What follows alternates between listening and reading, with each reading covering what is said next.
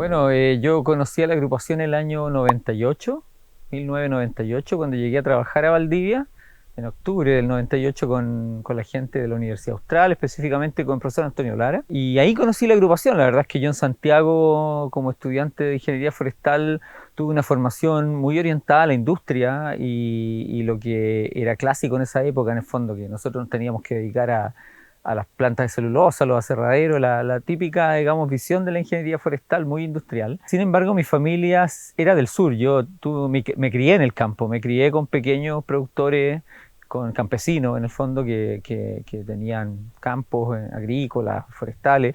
Y a mí me encantó siempre el bosque nativo y por eso al final llegué aquí a Valdivia. Y ahí conocí a la agrupación, no tenía idea que existía esta organización, me encantó y me hice socio inmediatamente.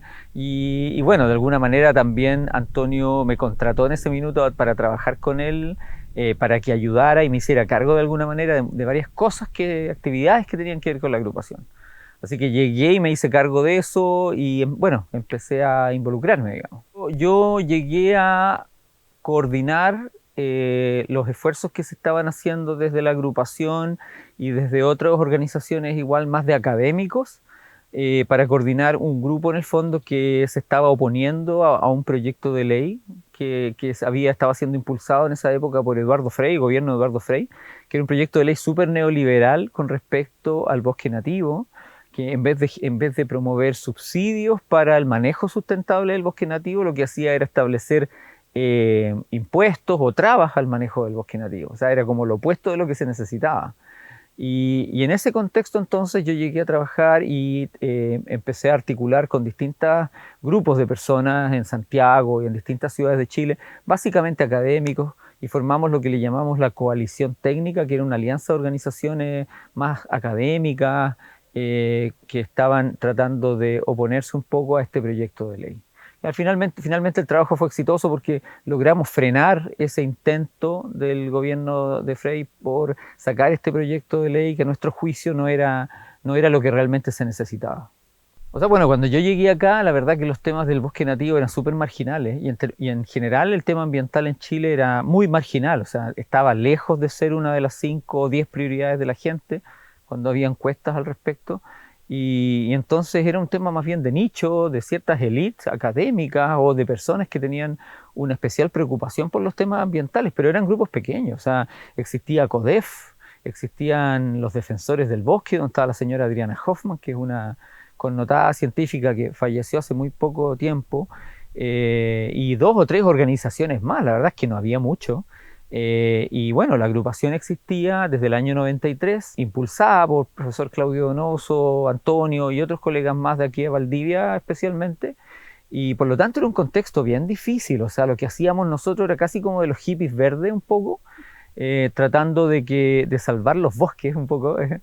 Y afortunadamente, bueno, eso fue cambiando con los años y hoy día uno encuentra a la generación más joven que están mucho más alerta y más conscientes de que los temas ambientales son importantes. Hay muchas más organizaciones hoy día, o sea, grupos locales, juntas de vecinos, en fin, o sea, gente que incluso hace deporte al aire libre y que también se preocupa de estos temas. Entonces, hoy día el escenario es mucho más favorable a todos estos temas, pero en ese minuto éramos muy marginales y costaba mucho lograr, no sé, una nota en el diario, por ejemplo, o que te recibiera un parlamentario.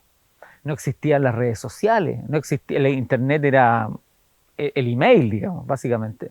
Entonces tampoco uno dependía mucho de los medios masivos. No estaba hoy día como la posibilidad de viralizar un video, ponte tú, y de llegar directamente a la gente a través de tu teléfono casi. En ese minuto no, en ese minuto era el EMOL, la Tercera o alguna radio nacional que te cubriera y eso costaba muchísimo. Yo diría que desde su origen la agrupación ha estado cruzada por el conflicto. El conflicto es parte del ADN de la agrupación. Y yo creo de alguna manera se debe a este contexto difícil en el cual nace la agrupación. Venía saliendo la dictadura, y la energía que había que inyectar para tratar de hacer frente a este monstruo que avanzaba sobre el bosque nativo, que eran las plantaciones de eucalipto y de pino, y de las políticas neoliberales que lo único que hacían era simplemente estaban orientadas a que se destruyera el bosque nativo. La energía que había que inyectar era tan grande que, bueno, era con todo, digamos. Entonces, el primer conflicto que a mí me tocó enfrentar en el marco de la agrupación no fue el caso Alerce, fue el caso Chaiwin y Venecia, que era una empresa forestal cuyos dueños son los hermanos Carlos y Guillermo Montt, que es bueno recordarlo, porque algunos de ellos hoy día están en el directorio, por ejemplo, de la Universidad Austral. Y esta empresa forestal lo que estaba haciendo era reemplazar bosques de la selva valdiviana aquí al sur de Corral por plantaciones de eucaliptus. Tenían un plan de manejo aprobado de 12.000 hectáreas que había sido fraudulentamente aprobado por la gente de CONAF en Puerto Montt, y estaban avanzando en esa sustitución de bosque nativo, y ahí llegué yo en ese minuto, en el medio de ese conflicto. Logramos organizarnos con CODEF y con una serie de otras personas y trabajar con los pescadores artesanales de Chaiwin. En fin, hicimos toda una campaña y que a la larga permitió que la empresa quebrara y que hoy día exista la Reserva Costera Valdiviana. O sea, hoy la Reserva Costera Valdiviana son 60.000 hectáreas que fueron compradas por estas organizaciones como TNC internacionales, ¿verdad? Que compraron estos predios, pero que los pudieron comprar porque la empresa quebró. Y la empresa quebró porque tuvo este mega conflicto con nosotros, en el marco del cual varios de nosotros arriesgamos hasta el pellejo porque nos sabotearon los vehículos en varias oportunidades. A CODEF le pinchaban el teléfono. O sea, hay varias como anécdotas que hoy día son chistosas, pero que en ese minuto no eran tan chistosas porque había un contexto más profundo incluso. O sea, los servicios la DINA o la que fue después la CNI no dejó de funcionar inmediatamente, llegó la democracia el año 90. Los tipos que estaban en esas organizaciones siguieron prestando servicios. Y yo recuerdo con mucha claridad una vez que nos tocó ir a una reunión a Chaiwin, acá de Corral al Sur, con la gente de la comunidad. Estaba invitado también el alcalde de Corral, y estaba invitada la empresa Bosques S.A. Nosotros fuimos todos jóvenes, así medio hipientos, y con un jeep todo destartalado, fuimos a la reunión a hablar con la gente, y también llegó la empresa. Y lo impresionante fue que cuando llegaron los gerentes de la empresa, llegaron con 2 vehículos, que eran unos jeeps gigantes, y que se bajaron, los primeros que se bajaron eran 4 gallos rapados, o sea, claramente con un origen militar, rapados, grandote, y así, y nosotros éramos 3 flacuchos que estábamos ahí. Fue bien impresionante eso, y ahí nos dimos cuenta de con quiénes realmente nos estábamos enfrentando. No teníamos idea, yo creo, en ese minuto, hasta que nos tocó ver eso. Y bueno, en el marco de ese conflicto, a nosotros nos cortaron los frenos del Jeep en una oportunidad, nos sabotearon, nos cortaron la manguera de la benzina para que quedáramos panas.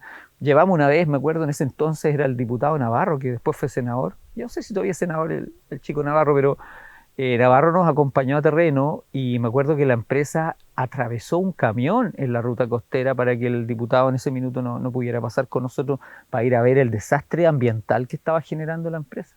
Bueno, cuento corto, gracias a la acción de la agrupación de personas como Antonio Lara, Claudio Donoso, y un grupo de personas entre las cuales estoy yo también, y otra gente que colaboró mucho en esto, y evidentemente también de los pescadores de Chaiwin, Jimena Matamala, Gerardo Ojeda, en fin, logramos detener el accionar de la empresa, y la empresa terminó quebrando y vendiendo los predios a esta institución de conservación que hoy día tiene la Reserva Costera. Entonces, ese fue el primer gran conflicto que a mí me tocó enfrentar, y que fue sumamente intenso. Al poco andar se nos vino después el tema del Alerce, pero lo del Alerce tiene una historia más larga, porque Antonio Lara, que ha sido uno de los principales investigadores, yo diría que el principal investigador en los temas de Alerce en Chile, venía haciendo lo que él llamaba monitoreo de tala ilegal de Alerce, o sea, ir a terreno de manera independiente, meterse a los predios y detectar tala ilegal, reportarla, medir y mandar informes a CONAF o a quien correspondiera para hacer ver la situación. Él venía haciendo esto primero como CODEF, porque Antonio también pertenecía a CODEF desde los años 80, hace mucho rato venía en eso, y yo me involucré en eso el año 98, me tocó ir a terreno varias veces a medir talas de Alerce. Me acuerdo una vez que nos tocó ir a Hornovirén y caminar 6 horas cerro arriba, armar campamento, quedarnos ahí varios días y meternos al bosque a encontrar, a buscar esa tala ilegal. Y recuerdo en esa oportunidad que nos salieron a echar del predio. O sea, llegó un tipo con unos machetes a echarnos del predio, que eran los tipos que cuidaban, porque nosotros nos habíamos metido a la mala, nomás al campo. Bueno, nosotros igual andábamos con nuestras herramientas, así que no nos pudo echar porque éramos un grupo grande, además nosotros éramos como 10 personas. Bueno, después nos fuimos, hicimos un informe y en el fondo lo que ocurrió posteriormente con el caso, lo que llama la prensa el caso Alerce del 2004, cuando estalla un poco esto en los medios, digamos, es la consecuencia de todo un proceso largo, o sea, de años de monitoreo de tal ilegal y de informe y de trabajo con el Consejo de Defensa del Estado para que ellos se hicieran parte en los juicios, y también de labor con la prensa para difundir un poco lo que estaba pasando con los Alerce. Fue largo, fueron varias décadas. Y entonces, bueno, esto estalla en el 2004 porque hay un caso muy descarado en la cordillera del Sarao, hay presiones políticas para que se aprueben esa extracción de Alerce, y bueno, y ahí nos metimos nosotros, hicimos la denuncia y estalló en los medios, y bueno, digamos, fue un hito tan importante que a partir de ese caso, el año 2004-2005, los reportes por tala ilegal de Alerce bajaron muy significativamente, mucho. Yo creo que fue un buen remesón para CONAF también, porque había temas de corrupción dentro de CONAF. Había incluso temas de corrupción en carabineros, porque los carabineros que estaban ahí en Fresia también estaban involucrados en este tema, salieron, de hecho fueron procesados en ese minuto, hasta el alcalde de Fresia estaba metido en eso. Entonces, yo creo que sirvió para remecer un poco la institucionalidad y a partir de ahí igual se generó un hito. Yo creo que es el segundo hito importante en lo que respecta a los temas de las denuncias de la agrupación. Pero la agrupación no ha sido solo denuncias, pero también la agrupación empezó a partir del, yo diría, el 2001, a tratar de proponer cosas. Porque al final reclamar y denunciar, claro, uno puede estar toda la vida en eso, pero también hay otra parte que es tratar de proponer.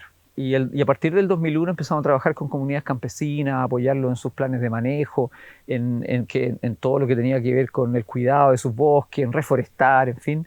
Primero aquí en Colegual y Pichilingue, que fueron dos comunidades donde empezamos a trabajar con el apoyo de Luis Astorga. Luis Astorga yo creo que marca un poco un hito dentro de la agrupación en lo que respecta a la preocupación por el lado más social, porque hasta ese minuto éramos muy como ambientalistas, se podría decir, muy centrados en el árbol, en el Alerce o en qué sé yo, pero a partir del 2001 Luis mete como este tema más social y yo creo que sirvió para remover la vocación de muchas personas jóvenes, colegas que venían saliendo de la universidad, de poder involucrarse en esto. Entonces, ese proyecto es lo que después incluso da origen al proyecto Leña y a todo lo que vino después, el proyecto con los argentinos. O sea, es un punto de partida bien relevante en la historia de la agrupación. Bueno, la agrupación ha participado siempre en mesas de trabajo con el gobierno y en una serie de otras iniciativas que no son propias, son de otros actores, ¿verdad?, a los cuales convocan a la agrupación. Y desde un principio, de hecho, la agrupación fue uno de los fundadores del FSC en Chile, de este sello de certificación para el tema de la exportación de madera, que hoy día está en muchos productos que uno compra de papel, está el sello FSC. Y la agrupación promovió esto en Chile desde su origen, y entonces estábamos muy involucrados en eso del tema de la certificación. Claro, hoy día, visto desde hoy, ¿verdad? Suena como súper neoliberal. Yo me vengo quejando de lo neoliberal, pero la certificación es un instrumento de mercado súper neoliberal también, de alguna forma. Pero en el contexto en el que estábamos era un salvavidas, o sea, era como una esperanza de una manera de presionar a que las empresas mejoraran sus prácticas. Entonces, claro, era una herramienta que en ese contexto era válida y era útil, ¿ya? Entonces, estábamos la agrupación muy en eso del FSC, cuando el colega Heinrich Burchell, colega de la cooperación alemana que hoy día vive en Argentina, se me acercó en realidad acá en Valdivia y me dijo, weón, ¿por qué no certificamos la leña? Entonces yo me quedé pensando y dije, a mí no me gusta, a mí lo de la certificación nunca me gustó, la verdad, el concepto no, pero dije, certificar leña, y era como que no me gustaba. Pero Burchell me lo planteó varias veces y al final, bueno, armamos como una idea de lo que se podría hacer. Él venía trabajando en Temuco con Álvaro Roja, Mauricio Lobo, el Jaime Concha, que en paz descanse, nuestro colega. Y entonces venían empujando un poco este tema. Yo le di forma, de alguna manera, a lo que podría ser una certificación y se lo propuse a la Fundación Avina.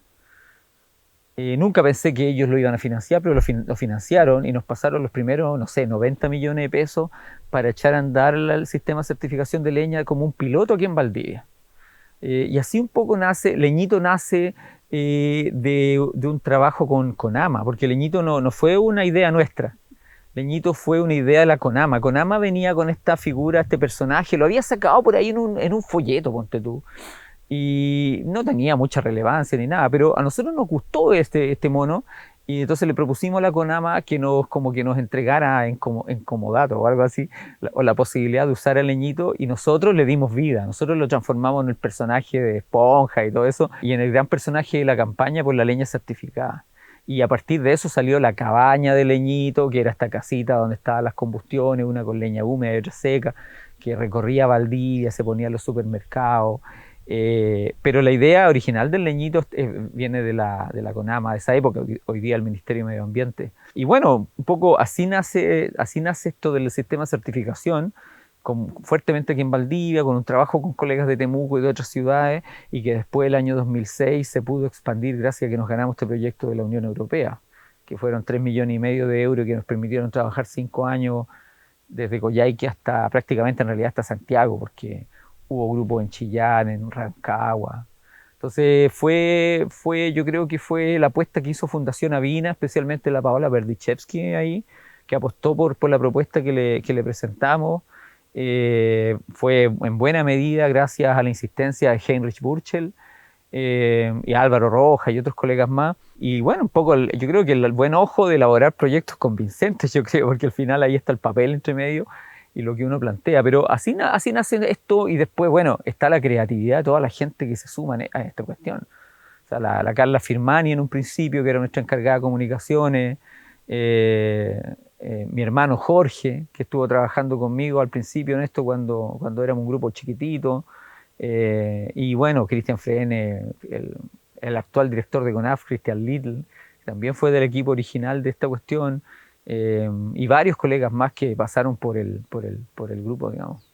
Yo creo que el proyecto Leña tuvo, mirándolo así como con distancia, yo creo que tuvo impactos muy fuertes dentro de la agrupación, positivos y negativos, y fuera de la agrupación, muy positivos en general, diría yo. Me cuesta encontrar algo negativo de lo que fue por fuera. Dentro de la agrupación yo creo que el hecho de haber pasado de una agrupación orientada a la denuncia versus una organización que trata de combinar denuncia con propuesta, no fue fácil. Porque cuando se pasa a la propuesta, se toman decisiones que no representan necesariamente a todo el mundo. O sea, cuando se avanza cuando se elige un camino para avanzar, hay otros que se sienten que se quedan fuera. Y yo creo que generó un quiebre el proyecto Leña, un quiebre en los liderazgos dentro de la agrupación, hay gente que se sintió marginada o que sintió que perdió poder. Yo creo que hubo colegas que sintieron que perdieron poder. Yo creo que hubo otros que sintieron que ganaron poder y se generaron desequilibrio y además, bueno, el proyecto atrajo a mucha gente. Y cuando una organización tiene plata, llega mucha gente, es impresionante. O sea, todos quieren ser socios de esa cuestión. Y lo contrario ocurre cuando una organización no tiene plata, se empiezan a ir todos, o sea, es como realmente se queda el grupo pequeño, el grupo más duro. Y yo creo que, bueno, yo creo que uno de los principales aprendizajes nuestros un poco tiene que ver con eso, con el darse cuenta que esos procesos son muy humanos, además, aquí no hay culpables ni nada, sino que es como muy normal y que las organizaciones sí tienen que saber administrarlos bien. Y ahí en ese sentido yo creo que todos cometimos muchos errores, y yo en lo particular creo que cometí muchos errores en mi desempeño como líder del proyecto Leña, de los cuales me doy cuenta recién ahora, en ese minuto no. Y bueno, yo creo que son los aprendizajes de la vida, ¿no? Pero por fuera, en lo que respecta a la sociedad, yo creo que el proyecto tuvo mucho impacto positivo. No tanto en los volúmenes de leña certificada y toda esa cuestión, sino que más bien en que generó una política pública, porque hoy día, de hecho el año pasado, se promulgó la ley de biocombustibles sólidos, el Ministerio de Energía, y lo que hace el Ministerio de Energía es básicamente tomar toda la experiencia del proyecto Leña. De hecho, uno mira el sello que ellos están usando, el sello que que se llama sello de calidad, que es el que le entregan a los leñeros, y es una copia del sello nuestro, porque de hecho se le entregó como el logo y todo. Sí, ahí tienen autorización de usar el logo. Ese logo a todo esto lo diseñó un brasileño, ni siquiera lo diseñó un chileno. Hicimos un concurso, es una anécdota, pero hicimos un concurso para diseñar un sello. Llegaron de Argentina, llegaron chilenos. Y había un amigo nuestro, Hugo Rivera, que estaba estudiando en Brasil. Y él tenía este amigo brasileño y le dio el dato y postuló y ganó con su sello. Bueno, ese es lo que hoy día está usando el Ministerio de Energía, el sello de Evandro Nardelli, que es el colega, la persona que diseñó eso. Entonces yo creo que tuvo un tremendo impacto porque finalmente la política pública de hoy, en el cual el Estado está apostando recursos, es consecuencia del trabajo de una pequeña ONG como la agrupación, comenzando el año 2004. O sea, pasaron 20 años para que se transformara en una política pública. Pero eso, yo creo que pocas organizaciones pueden contar eso. Pocas organizaciones pueden contar eso. Lo mismo que en el caso Alerce, lo mismo que en los otros casos que te estaba comentando antes. O sea, son resultados súper concretos. Yo creo que si a la agrupación la midieran por efectividad en términos de los recursos que tiene y lo que ha logrado, yo creo que sale súper bien evaluada. A pesar de que probablemente yo creo que ahí el lado negativo de eso es que todo esto cruzado con mucho conflicto. Por eso te partí diciendo, esto es muy intenso, ha sido siempre muy intenso y hay que tener estómago para estar metido dentro, sobre todo dentro de la directiva de los que toman las decisiones y lideran. Porque no es fácil, unos te piden una cosa, otros te piden otra, y la gente no tiene tiempo y no está financiado. Yo trabajo en un lugar y dedico tiempo voluntario a esto y me tengo que comer todos los tragos amargos y lo bueno y lo malo y aguantármelo. Pero toda la gente que está en esto lo hacemos porque al final, que yo creo que es lo que está en el trasfondo de la agrupación, es un profundo amor por el bosque nativo y por la gente que vive en el campo, por la gente que vive, los propietarios, sobre todo los campesinos, los pequeños, las comunidades agrícolas, indígenas. Creo que eso es lo que está en el trasfondo y eso hace que todo esto valga la pena. Mi hermano fue el primer leñito, sí. Mi hermano se disfrazaba de leñito y pasteleaba con leñito en la plaza y el otro que hacía eso igual era Iván Medel. Los dos yo creo que se turnaban quién era leñito y leñito siempre los niños chicos le pegaban patadas en la plaza, como que le agarraban la nariz, ¿cachai? Siempre era como víctima de la tortura infantil, yo diría, sí. A los cabros les encantaba pegarle a leñito. Y ellos fueron los primeros leñitos. O sea, hay anécdotas del primer proyecto de leña antes de la Unión Europea que son increíbles. O sea, tuvimos el apoyo ahí muy visionario, creo yo, de la gobernadora de esa época, que era Marta Mesa. Marta Mesa nos ayudó y nos dio una oficina ahí en el edificio de la gobernación en la plaza. Nosotros teníamos un espacio ahí, una oficinita chica, y ahí nos metimos todos, éramos 3, 4 gallos, y los chicos colgaban gigantografía. Fueron las primeras veces que en Valdivia se colocaron gigantografías en la vía pública. En esa época no se solían poner gigantografías ni para el festival de cine, nada. Y los chicos se colgaban con arneses desde el techo del edificio de la gobernación y hacían una muy artesana. Yo no sé cómo no se mató a alguien ahí se podía haber matado a alguien, porque con el techo mojado a veces. Mal, pues, mal. Y esas fueron las primeras gigantografías que pusimos ahí sobre la consuma leña seca y la leña de Ulmo, así. Entonces, pero leñitos eran ellos dos. Ellos fueron los primeros. Después leñito se multiplicó y hubo leñitos en todas las ciudades, en Coyhaique, y ahí ya hubo miles de leñitos, pero los primeros fueron ellos dos. En realidad, antes de ese proyecto de la Unión Europea, hubo otro proyecto que fue importante, que fue liderado por Christian Frene y que tenía que ver con el tema del agua. El proyecto Agua que has de beber, que fue un proyecto con la Unión Europea igual, más pequeño, sí. Si no recuerdan, eran como 200 o 300 mil dólares. Pero más allá del financiamiento, ese proyecto tuvo harto impacto también porque los chicos trabajaron con comunidades rurales, agrícolas en el fondo, desde acá del sur hasta la zona de Valparaíso. Sí, de hecho, establecieron una relación muy estrecha con Modatima, por ejemplo, que en esa época eran súper activistas en lo que estaba pasando en Petorca con el tema del agua. Y yo siento que ese proyecto igual marcó un precedente en lo que se refiere al debate sobre el impacto que tienen las plantaciones en el agua, en las cuencas y en el agua para consumo humano. Tuvo varios componentes distintos y de hecho ellos trabajaron harto el tema de la educación. De hecho los chicos hicieron una maqueta donde replica como una cuenca que tiene como arbolitos así. Entonces le enseñan a la gente cuál es el impacto que hay si es que uno barre con el bosque y se destruye esta esponja que es el suelo en el fondo, ¿verdad? Entonces ellos hicieron eso que me pareció súper innovador y hasta el día de hoy se está usando. De hecho, a la agrupación se lo piden prestado de tanto en tanto. Además hicieron denuncia, por supuesto. Además de eso, establecieron alianzas estratégicas con otras organizaciones como Modatima. Hicieron harto trabajo político también. O sea, Cristian estuvo en el Congreso, presentó, bueno, en distintos lugares, elaboraron publicaciones. Yo creo que fue un proyecto bien integral y con impacto en distintos niveles, diría yo, que se manejó bien en distintos niveles. Fue una lástima que eso se haya como, digamos, interrumpido, porque yo siento que podría haber tenido mucho impacto si se hubiera mantenido en el tiempo. Sí, por eso los chicos iban a las comunidades campesinas a hacer charlas sobre la importancia del manejo de las cuencas y de la protección de los bosques. Iban a colegios también y tenían esta labor como más política, bien política en el Congreso, con parlamentarios, con otras organizaciones. Se movieron bien en varios niveles. Yo no o sea, yo, digamos, participé, digamos, al inicio probablemente cuando Cristian estaba partiendo con esta idea, pero después no estuve involucrado en eso. No estuve así, más que apoyando, pero no estuve participando. Y bueno, y entre medio ocurrió que terminó el proyecto Leña de la Unión Europea y justo el mismo año hubo otro concurso y tuvimos la suerte de nuevo de adjudicarnos recursos. Y ese segundo proyecto con la Unión Europea, uno de los requisitos que pedía la Unión Europea era que fueran binacionales los proyectos. Entonces ahí nos movimos contactos, qué sé yo, y armamos algo con ONGs argentinas que trabajan todavía en el Chaco, que es la zona norte argentina, que es un territorio, es como el patio trasero de Argentina, porque uno cuando piensa Argentina, piensa en Buenos Aires, en Bariloche, y como en la parte bonita de Argentina en términos, digamos, arquitectónicos, naturales. Pero el Chaco, que es un territorio precioso, es el patio trasero, o sea, hay niveles de pobreza que uno no ve en Chile, hay niveles de marginalidad, hay una situación, o sea,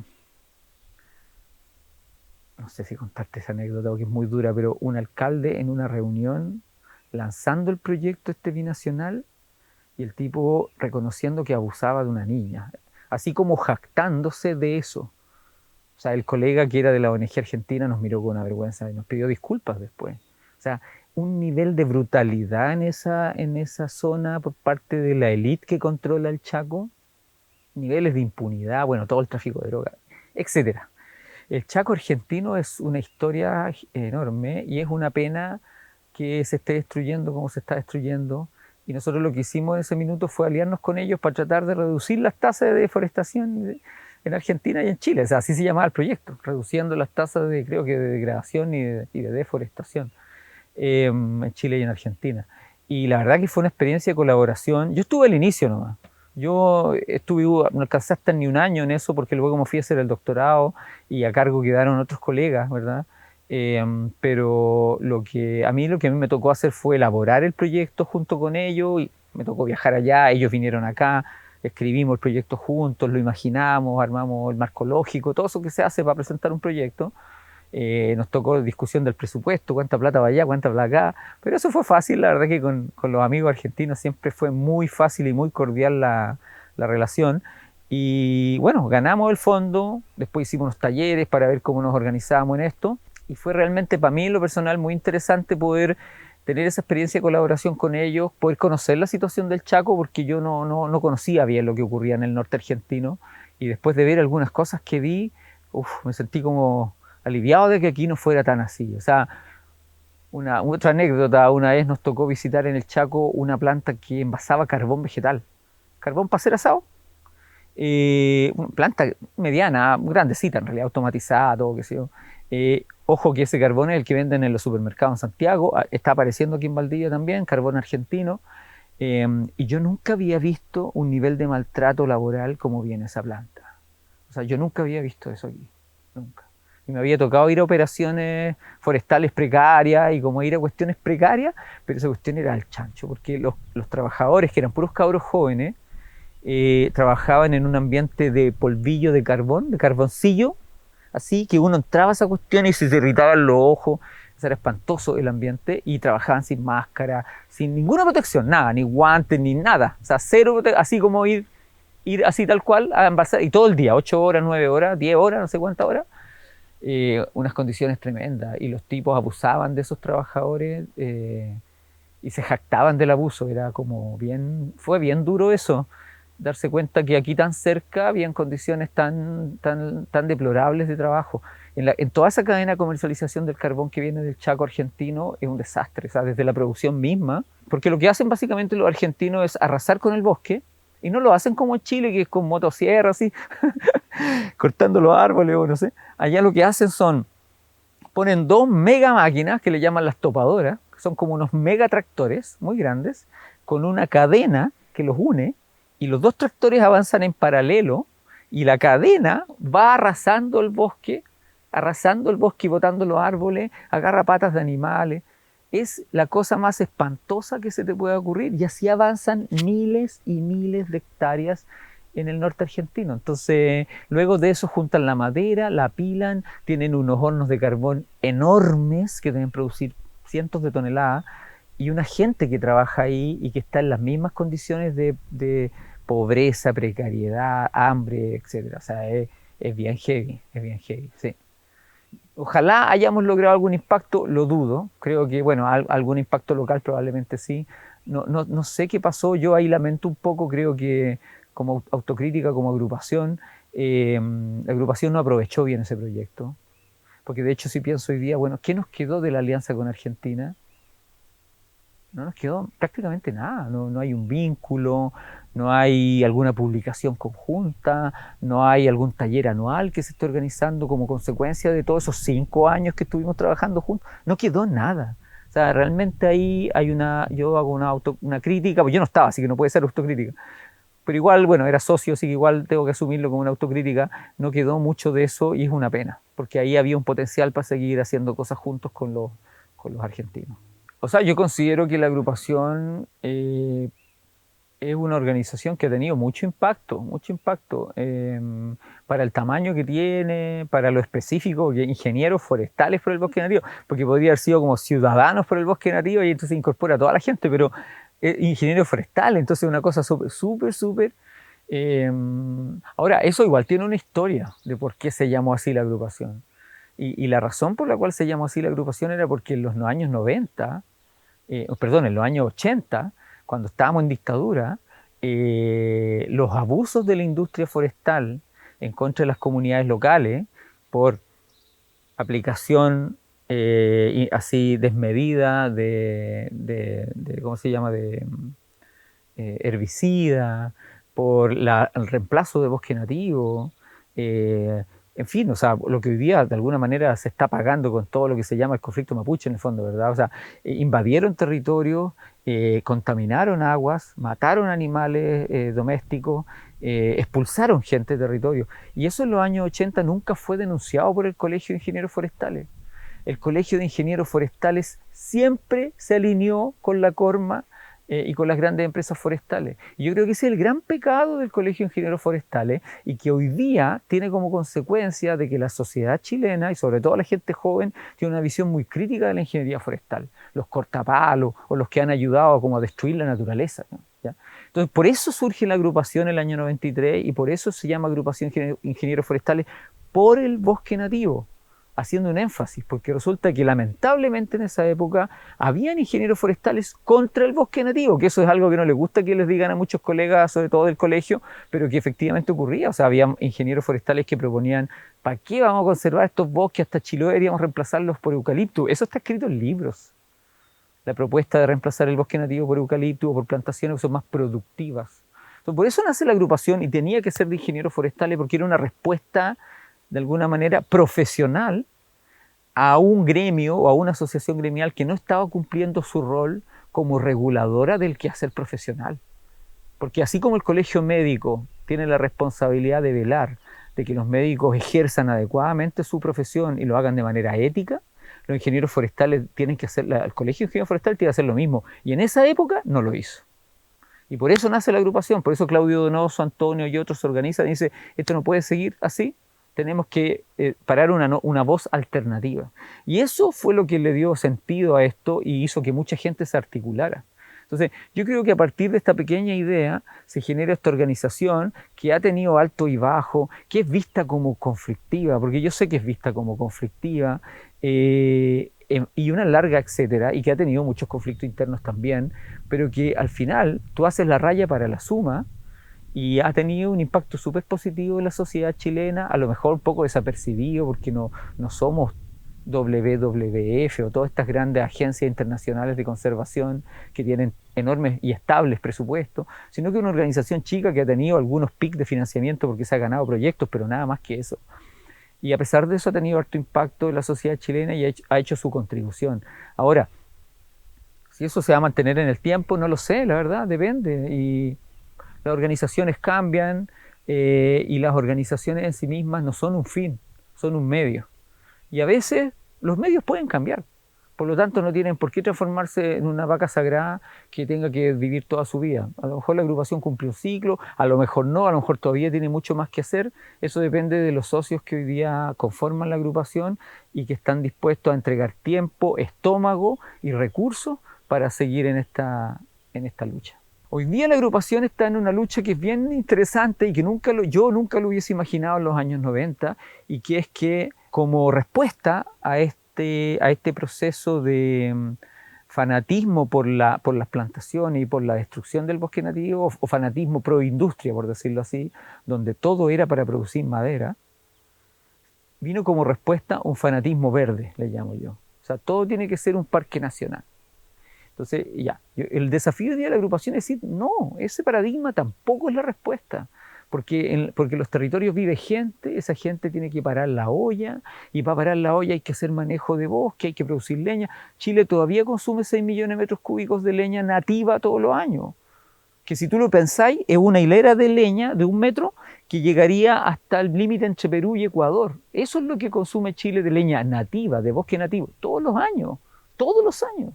Entonces la pregunta que yo le hago a la gente que está por la preservación y que todo sea un parque, ¿de dónde sacamos esa madera? Y esa madera además genera lucas que llegan a la gente que vive en áreas rurales. Entonces el bosque nativo tiene una función ambiental y de biodiversidad que cumplir, por supuesto, y siempre luchamos por eso, pero también tiene una función social que cumplir, y esa no tenemos que olvidarla, y nuestro desafío es que todas estas cosas sean armónicas y que puedan avanzar en paralelo. Entonces, por lo tanto, yo creo que ese es el espacio que hoy día tiene la agrupación y por el cual deberíamos seguir avanzando. Don Claudio Donoso, fue central en la historia de la agrupación, y yo esperaría que siguiera siendo central, un personaje central, no solamente de la agrupación, sino que de la historia forestal chilena. Y de hecho, una anécdota, una vez el Colegio de Ingenieros Forestales organizó un concurso, no sé si tú supiste de eso. ¿No? El Colegio de Ingenieros Forestales organizó un concurso para que por votación electrónica se eligiera al ingeniero forestal del siglo. Entonces propuso varios candidatos, y entre ellos estaba don Claudio y estaba Federico Albert, que es un naturalista alemán que estuvo trabajando en Chile a principios del siglo XX, y que hizo un aporte gigante igual a todos estos temas.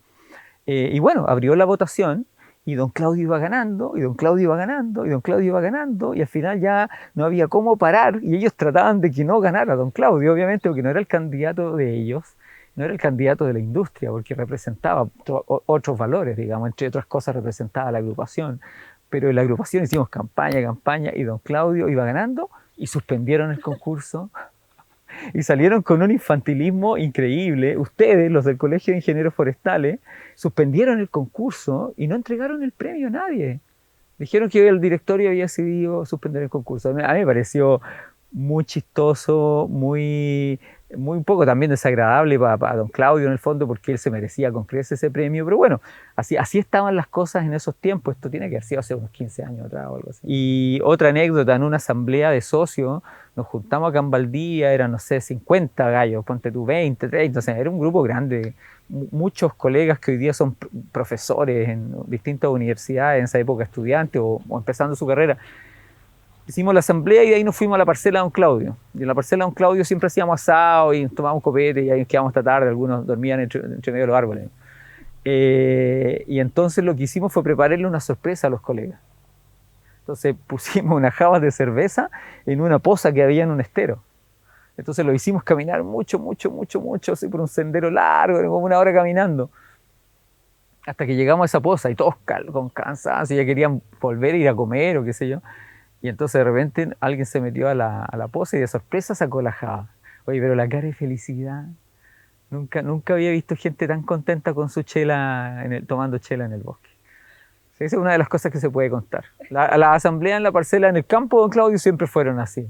Siempre fueron quedarse hasta muy tarde y pasarlo bien y conversar y terminar bien mareado después de varios vinos.